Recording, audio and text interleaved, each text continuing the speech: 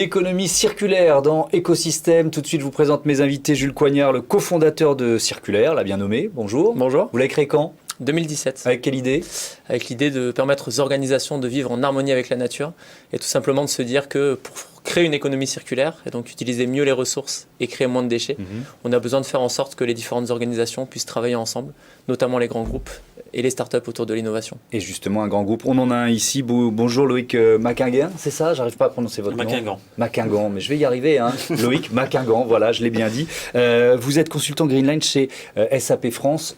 On parle de grands groupes, là on en a un, c'est ça ? C'est quoi SAP ? Oui, tout à fait. Alors, en quelques mots, SAP, c'est le leader mondial pour les applications d'entreprise. Donc, on aide nos clients à mieux gérer l'ensemble de leur processus. Et Greenline, c'est quoi la Greenline chez SAP ?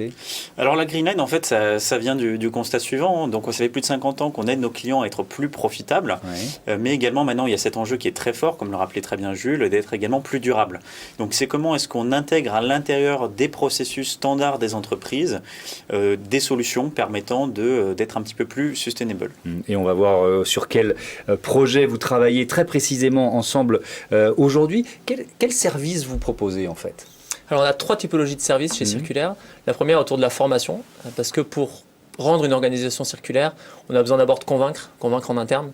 Et donc là, on donne beaucoup de conférences en entreprise et on a aussi une formation digitale qui vient de sortir qui permet de donner accès au plus grand nombre à la connaissance autour de la circularité.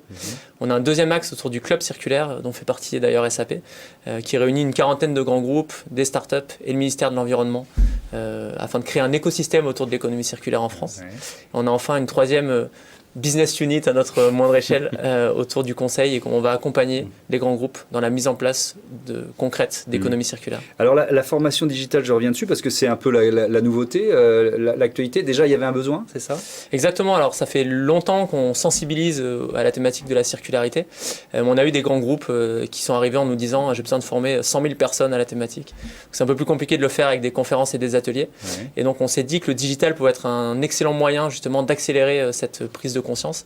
Et donc on a développé pendant plus d'1 an ce qu'on a appelé donc l'Odyssée circulaire, qui est en micro-learning. Donc il y a 10 petits épisodes qui peuvent se greffer très facilement dans un agenda, 5 à 10 minutes. Un exemple, c'est quoi un épisode ? Par exemple, on va avoir l'interview de François Guillain, qui est le cofondateur de Veja, qui va parler un petit peu de comment Veja communique autour des baskets. Je crois que j'en ai vu chez Loïc, des baskets notamment qui se posent beaucoup de questions autour du sourcing et de la circularité, qui va expliquer comment eux communiquent donc sur l'île de la communication au sein de l'Odyssée, comment ils communiquent sur les sujets de développement durable. Donc ça, c'est la partie un peu acquisition de connaissances.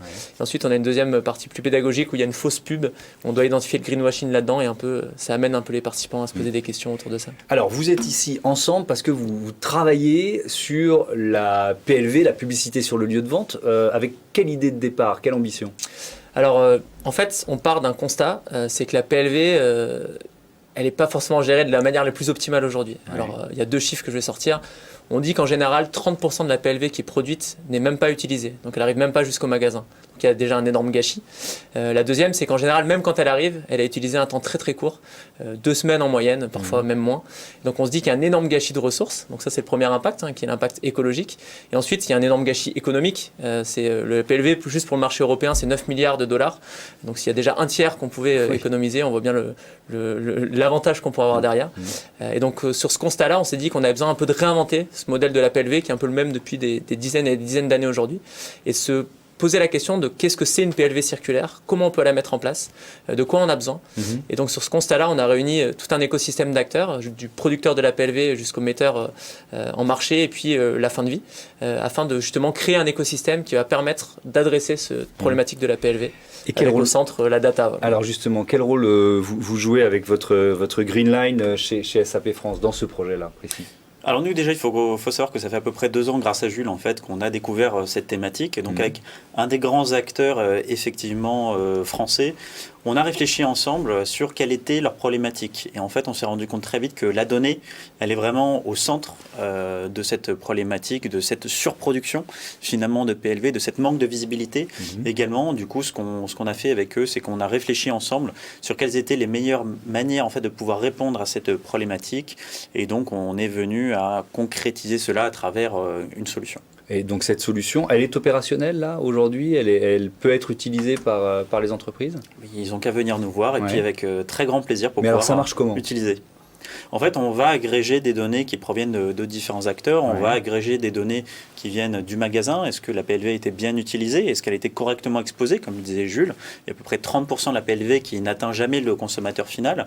Et on va également aussi le mettre en parallèle avec l'ensemble des informations qui proviennent de la supply chain. C'est-à-dire que toute la PLV qui est surproduite l'est aussi du fait qu'on n'a pas la visibilité de ce qui se passe sur le terrain. Et en croisant l'ensemble de ces informations, c'est ça qui nous permet d'atteindre le juste milieu et donc la bonne quantité de PLV envoyée sur les points de vente. Cette Green Line là, dont vous faites partie, vous êtes consultant, c'est une création finalement relativement récente, on peut dire ça. C'était quoi? C'était vraiment une demande de vos clients qui devenait de plus en plus forte. Vous vous êtes dit, il faut l'adresser, cette demande? Comment ça s'est passé? Alors d'abord, c'est une demande plus à titre personnel. Cette démarche, ça fait à peu près 5 ans que j'avais découvert l'économie circulaire. Et puis ensuite, cette construction s'est faite aussi au gré de nos rencontres avec Jules. Et en fait, aussi, nos clients nous demandent de plus en plus aussi d'être... ils sont de plus en plus sensibilisés à cette thématique. Les clients, finalement, sont aussi beaucoup plus intéressés. L'acte d'achat se fait aussi du fait que les entreprises sont plus sustainable. Et donc, c'est important pour les entreprises de pouvoir le démontrer. Et pour pouvoir le démontrer, on a besoin de pouvoir collecter de l'information, de pouvoir l'analyser afin d'être le plus transparent possible avec notre écosystème. L'économie circulaire, elle peut toucher tous les secteurs d'activité aujourd'hui? Il n'y a pas de... Il n'y a pas de contre-indication à l'économie circulaire, tout à fait. Elle pénètre aujourd'hui tous les secteurs. Alors, il y a une entrée assez forte avec le plastique, dont on a beaucoup entendu parler pendant un moment, qui est arrivée jusqu'à une législation qui avance de plus en plus. Mais elle pénètre aussi les marchés de la construction, même de la donnée aujourd'hui. Mais à des coûts qui sont forcément beaucoup plus élevés? Pas forcément. Comme on le voit, si on prend l'exemple de la PLV, on va trouver des quick wins rapidement. On en produit 30% de moins, on économise 30%, donc ça peut être assez rapide. Parfois, ça a des coûts que j'appelle plutôt des investissements. C'est-à-dire qu'on va investir dans certaines technologies qui vont avoir une rentabilité à court, moyen, long terme. C'est ça parfois qui peut être un frein. On a besoin notamment pour les entreprises de taille moyenne. Les petites entreprises n'ont pas les moyens d'investir. Ça peut être le cas. Ça peut être le cas. Quoique les entreprises de taille moyenne en général sont détenues par des personnes qui ont des visions de leur entreprise à plus moyen long terme et qui vont du coup avoir ce réflexe de penser moyen terme et de se dire si je veux exister dans 5-10 ans, j'ai besoin d'investir aujourd'hui sur la circularité.